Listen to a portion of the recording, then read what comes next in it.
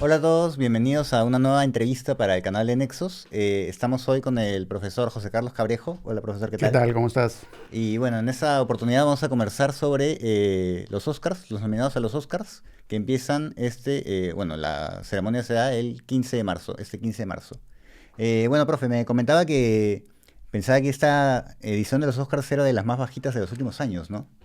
Sí, la verdad que he sentido nostalgia por otras ediciones. Me estoy acordando de la edición, si no me equivoco, del 2020, que teníamos directores y películas poderosas. El irlandés de Martin Scorsese, Parásito de Bong Joon-ho, Érase una vez en Hollywood de Quentin Tarantino.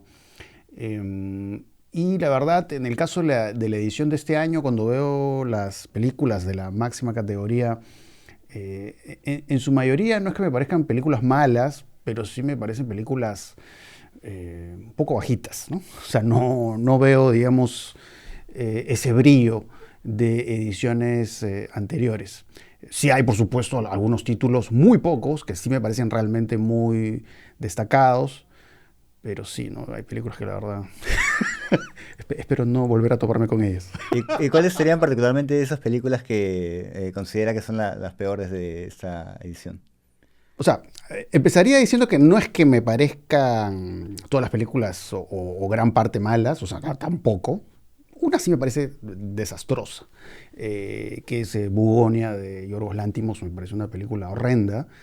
Me parece que es un director que tiene otras películas que tienen un mayor o menor atractivo. No es que a mí me parezca que él tenga una obra maestra.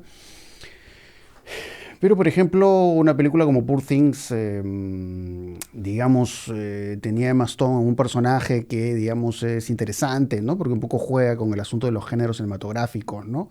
Es como, de alguna manera, la novia Frankenstein, vamos a decir. Y desde esa inocencia va explorando su sexualidad y ahí van surgiendo algunas ideas, digamos, estéticamente interesantes en cuanto al trabajo de los escenarios y cierta idea del artificio. Pero en el caso de Bugonia, digamos que hace toda esta mofa, toda esta sátira de teorías de conspiración, me parece que más allá de las actuaciones, que hay buenas actuaciones de Jesse Plimos y de Emma Stone, creo que son valores aislados. Creo que los personajes me parecieron tan ramplones que parecen pues estos esbozos caricaturescos que uno encuentra en las redes sociales, ¿no? Digamos, me hacen recordar estas expresiones despectivas, ¿no? A quienes o son conspiranoicos o son personas que están en posiciones de poder. Entonces, simplemente estos estereotipos tan básicos son colocados en la película así tal cual, con esa honda simpleza, y por eso es que, bueno, la película no me sacó ni una sonrisa, ¿no? La verdad que avanzaba la película y quería irme. O sea, digamos, no se respira humanidad en esos personajes. Entonces, la verdad, sí debe ser de las peores películas que he visto el año pasado. Creo que, bueno, narrativamente creo que tiene un punto fuerte, que es no sé, más o menos el punto medio cuando es que se suicida el chico y ella empieza ya, o sea, es como que ya empieza el final y empieza ya a darse o se da a entender que de repente no es mentira el hecho, una Claro, de conspiración. lo que se le acusa. Ajá. Claro, o sea, digamos, el final, claro, digamos, hay un lado, digamos, de distancia, ¿no? En la película con respecto a estos personajes. Creo que la idea de la metáfora del alien, porque podría leerse el final de esa manera, como una metáfora, tiene que ver con que, bueno, ¿no? Y lo han hecho otras películas en el pasado, ¿no? Un poco esta idea de que la gente de poder podría ser vista de esa forma, ¿no? Como alguien que viene del más allá y se instala y se oculta, ¿no? Y empieza a mover los hilos. Pero bueno, digamos, toda una dimensión ahí mecánica en la película, en la forma como se muestran estos estereotipos.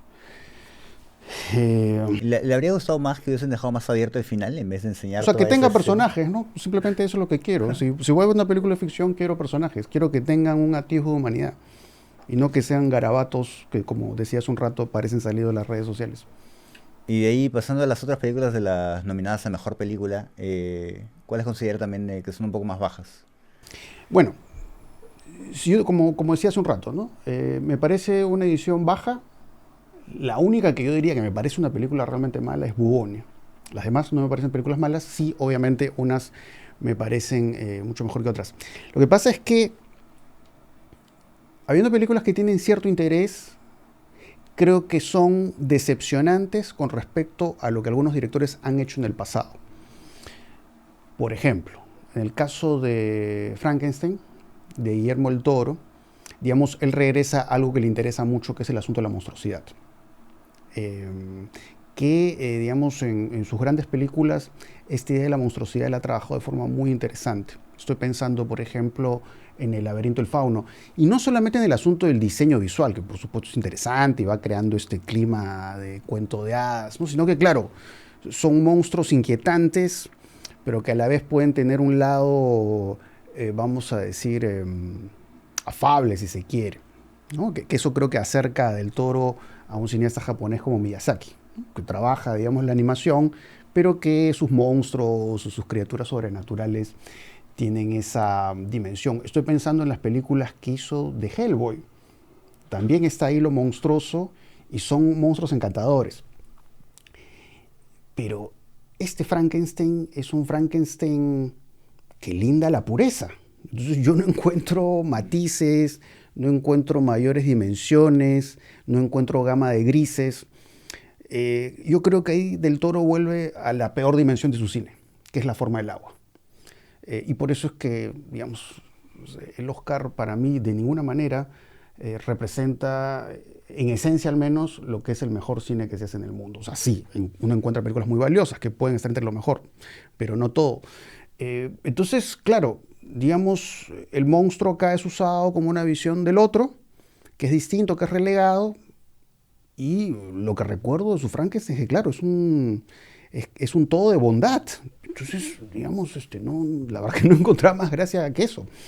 Y uno siente ahí que, claro, como en la forma del agua, en Frankenstein, hay un cálculo para eventos como el Oscar, ¿no? Vamos a hacer esta película sobre un otro que es distinto, pero que es un otro que, digamos, lo podríamos asociar, como en la forma del agua, a una persona, yo que sé, que pertenece, yo que sé, a una determinada minoría, a una minoría pues, que obviamente como tal no encaja, digamos, en las convenciones, y vamos a reivindicarla y vamos a apreciarla. Entonces, en ese sentido, la película me pareció bastante plana, ¿no? Y terminé extrañando otros monstruos del Toro y, por supuesto, otras películas de Frankenstein, ¿no? Pero sí hay que reconocer, por supuesto, que hay valores de producción, digamos, todo el Que trabajo. por ahí eso es a lo que puede apuntar, ¿no? Sí, ¿no? Pero, digamos, sí, la verdad, no es una mala película, me pareció decepcionante. A veces he sentido en la película esto que se le acusa a otras películas de Netflix, ¿no? Que a veces yo veía a Frankenstein y veía al personaje de Isaac diciendo lo que está haciendo, ¿no? O sea, no sé si ha sido casualidad o tiene que ver con que Netflix tenga que ver ahí, pero yo decía, ¿por qué el personaje está repitiendo lo que yo ya estoy viendo en la película? Es otro detalle interesante que la verdad a mí me incomodó. Entonces, Frankenstein no es una mala película, pero me pareció bastante decepcionante. Como me pareció decepcionante también Valor Sentimental de Trier. Vuelvo a repetir, no es una mala película, es una película aceptable, pero por ejemplo en el caso de La peor persona del mundo, que es una película que juega con los códigos de la comedia romántica, y lo que hace Trier con la comedia romántica ahí es no despedazarla, ¿no? Porque lo convierte en otra cosa. Está, por supuesto, asuntos que tienen que ver con triángulo amoroso, ¿no? Pero a partir de eso hay como meditaciones en La peor persona del mundo que tienen que ver con cultura de la cancelación o qué pasa, digamos, con el personaje protagónico desde su posición feminista, ¿no? Entonces, como que la película escala a una serie de preocupaciones y termina pues evadiendo lo que uno suele ver en comedias románticas. Entonces toma la comedia romántica para de alguna manera destruirla, convertirla en otra cosa. En el caso de Valor Sentimental, claramente el referente que toma Trier es el cine de Ingmar Bergman, ¿no? El cine de Ingmar Bergman Es un cine preocupado justamente por las fronteras entre la realidad y la ficción, entre la vida y el teatro. Entonces él se aloja ahí. Pero el problema es que, claro, toma un referente tan poderoso, tan complejo también, que siento que al tomarlo, ¿no? Y eso es muy notorio, por ejemplo, en una imagen muy famosa de Valor Sentimental, ¿no? Que se ve el rostro del padre y la hija como que se fusionan, se mezclan o se alternan, que remite a una película como Persona. Y claro, ¿no? Este referente Bergman en Valor Sentimental termina convertido en algo que se simplifica. O sea, no es como en la peor persona del mundo, ¿no? Que él toma un referente que es la comedia romántica y la disuelve, la reestructura y la convierte en otra cosa, ¿no? Toma a Bergman para convertirlo en algo más amable, en algo más cercano, donde no sentí que hay mayor capacidad de sugerencia, ¿no? Todo es claro y todo es casi literal en el Valor Sentimental. Por supuesto que está bien actuado, es una película bien realizada, pero digamos siento que dulcifica su referente. No es que agarra una ruta más atrevida, avesada, al contrario, ¿no? Es como se queda, digamos, en una posición, yo diría hasta temerosa, ¿no? Al meterse con un referente tan grande como Bergman. Podría verse como una película que, bueno, trata de mostrar una forma de arte como catarsis. Sí, sí, sí, y queda muy claro eso, ¿no? Porque en ese Es el sentido problema. la compararía con Hamnet también, porque creo que las dos tratan el mismo tema, solamente una por el teatro Sí, y la otra por sí, la parte esa del cine. asociación que haces es bien interesante, ¿no? Hamlet, que me gustó más, por cierto, también va por ahí porque recordemos además, a propósito que mencionaba este cineasta sueco, Ingmar Bergman, que una de las grandes obsesiones de Bergman era Shakespeare. Y justamente ahí entramos a hablar de Hamlet. Del mismo Shakespeare. Y también hay una reflexión sobre esa frontera entre la realidad y la ficción, que es justamente lo que se ve al final de Hamlet, ¿no? Que es interesante esto de, digamos, lo que tú decías, ¿no? La catarsis, ¿no? Cómo tú procesas el dolor. Lo que pasa es que, claro, con Hamlet yo conecté más, creo que en parte por las actuaciones, creo que la actuación de Jessie Buckley, ¿verdad? Sí, ¿No? sí. Es una actuación muy destacada, pero no solo de ella, sino del niño, que se apellida Yuppe, creo, ¿no? Sí, El que hace de Hamnet. Hamlet, claro. Entonces, digamos, el factor Shakespeare es bien interesante, ¿no? Porque justamente, claro, no puedo tratar de no spoilear, pero digamos, al final hay una referencia a Hamlet, que es una obra de Shakespeare que justamente tiene que ver con eso, con lo fantasmal y relaciones familiares. Entonces, como eso, claro, está referido en el final de Hamlet, pero tiene que ver justamente con lo que pasa con los personajes. Entonces, claro, ¿no? Van pasando asuntos, cuestiones muy poderosas y muy duras en la película, muy dramáticas.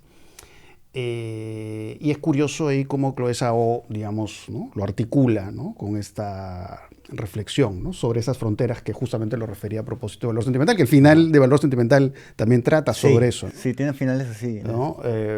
Quizás ambas películas pecan justamente de eso, ¿no? De que son como muy claras y literales y no tan sugerentes para hacer esa reflexión como de pronto lo era Bergman, ¿no? No estoy diciendo con esto que necesariamente tengan que hacer el cine como Bergman, ¿no? Pero digamos, claro, en comparación quizás el Valor Sentimental me pareció como más literal, ¿no?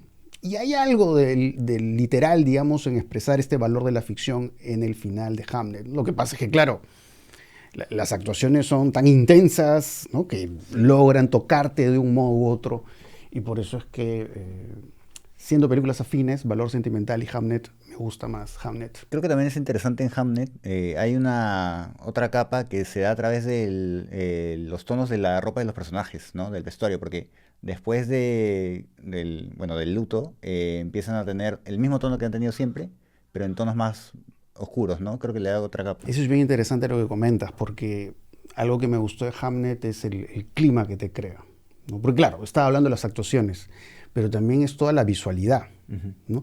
Me hizo recordar mucho la visualidad de Hamlet, algunas pinturas de Rembrandt, ¿no? Trabajó con las sombras y estos como tonos cálidos, claros, claroscuros. Entonces todo ese clima mortuorio que va teniendo la película me parece interesantísimo, ¿no? Y que se trabaja muy bien con el personaje del niño, ¿no? Que además, no voy a decir cómo, se vincula finalmente, no solo al final, sino en medio de la película, a una cuestión fantasmal, ¿no? Porque además se dice el personaje Buckley que es como una bruja, una cosa así. Entonces siempre se marca lo sobrenatural.